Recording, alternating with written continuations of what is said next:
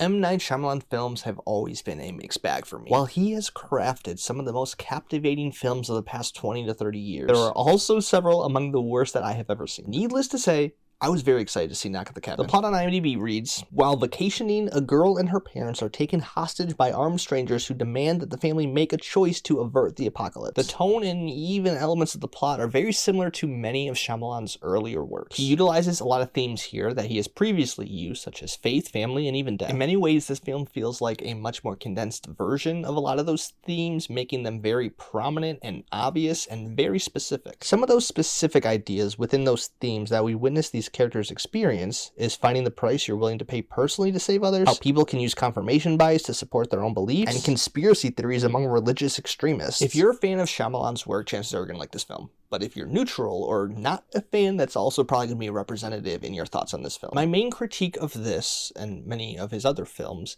is that I think the premise is interesting and intriguing, but I feel like the execution just falls a bit flat. The story in this film has potential, but by the time we get to the third act and try to stick the landing, I feel like there are far too many questions that it brings up, and they don't actually care to answer any of those questions. Especially after learning about how the book ends that this movie is based off of, and how different this film version is, I think a lot of people who are expecting that are going to be disappointed. And to be honest, after reading the summary of how this book ends, I would have been much more happier with just even a little bit of those ideas. I think this film tries to offer too simple of a solution to these complex questions that it brings up, and wraps up the plot leaving very little nuance to where the story goes. A more open-ended ending would have left a bigger impact in my opinion, but Shyamalan, like many of his other films, wants to make sure you understand and that there's no question of what this movie is supposed to say. The dialogue is another thing that's always been a little bit of a pet peeve of mine within his films, and I do believe that it's intentional and he writes this way purposely to make sure that we're all on the same page of what these characters are supposed to represent. But similar to the end of this movie, there's really no room left for interpretation. On the other hand, it's kind of refreshing, especially coming out of Oscar season where every film is open-ended and deep and nuanced and everyone has these theories on that. This film doesn't really offer that. It's kind of a straightforward thriller, so I can't complain too much because that was a refreshing break. The performances are all strong here.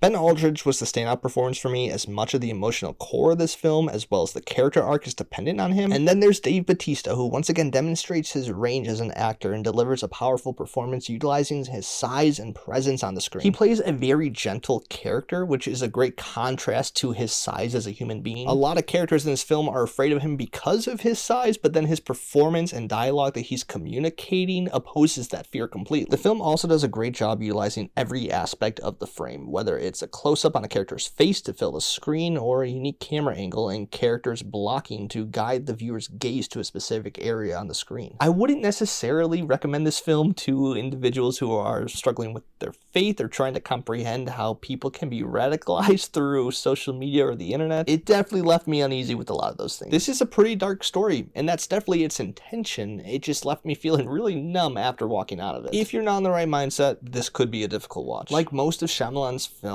this one is likely to stick with me, whether it be specific imagery or some of that straightforward dialogue I love. If you're looking for a thriller that goes beyond just straightforward themes and says something just a tad deeper, you'll probably enjoy this film. Even though the end didn't really work for me, I was still on the edge of my seat the majority of the time, wondering what was going to happen next. The fact that there is not a single dull moment in this movie, I consider that a win. So that's Knock at the Cabin. Have you seen it? What do you think? Comment below. Don't forget to like and subscribe if you want to see more content like this, and I will see you next time.